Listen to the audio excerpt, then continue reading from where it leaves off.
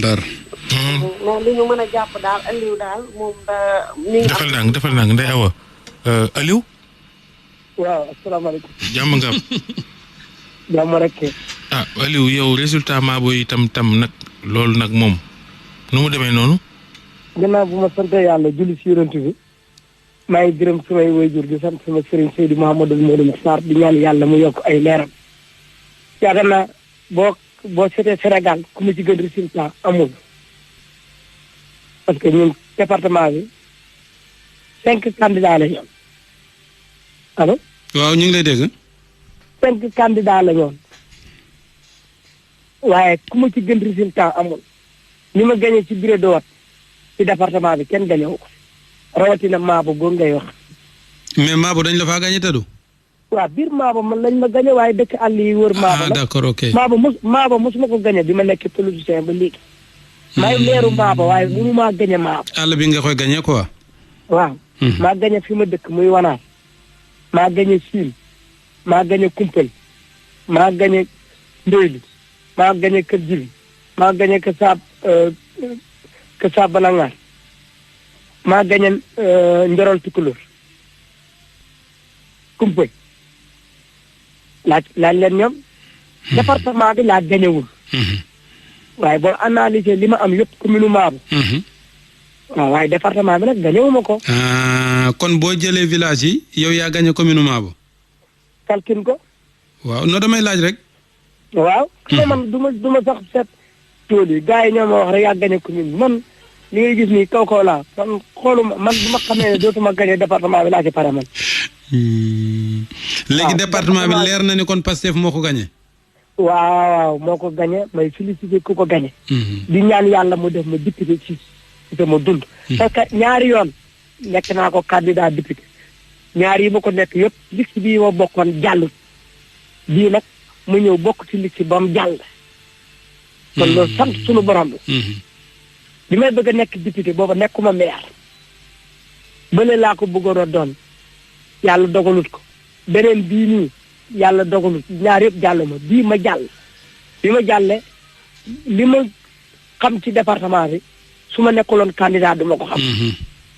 te suba laa gën a bëgg a nekk député Sénégal. mbër bu bëree daan day dem defarwaat.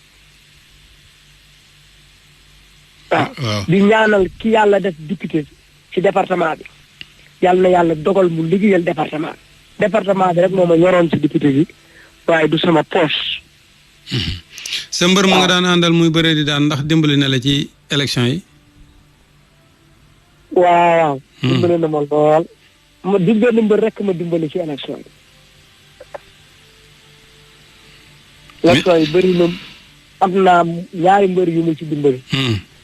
waaw am na sax élection yi li ma ci dimbali bëri na est-ce que xam nga élection yi nit ñi may nañ ma ci 15 millions. yàlla xam na loolu. kon du ma wax lu dul dëgg.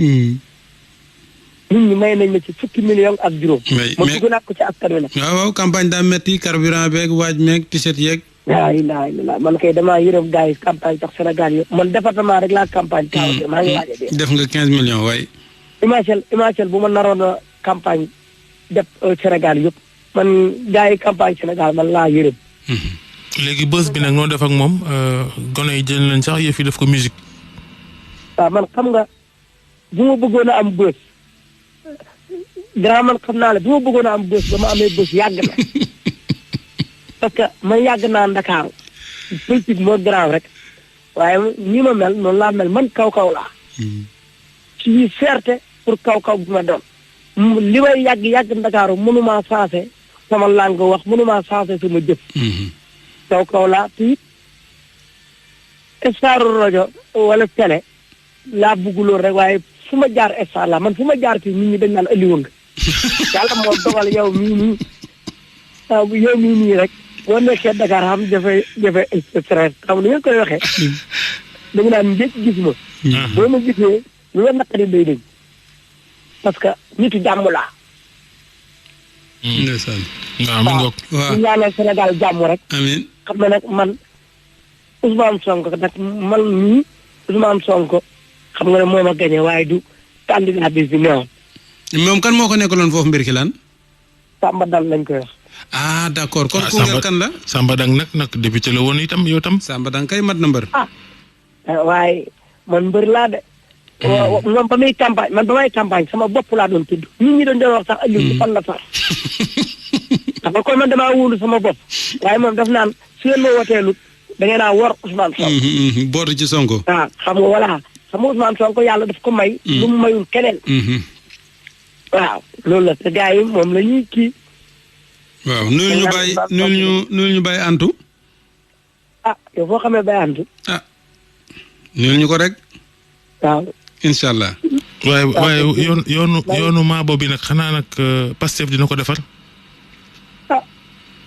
man de damay toog mel ni kuy photo rek man xam nga ne bu doon sama sago kay député bi du réussir dara parce que 5 ans ci kanam damaa bëgg def man kay loolu du ma ko nëbb man kay bëgguma mu liggéey dara.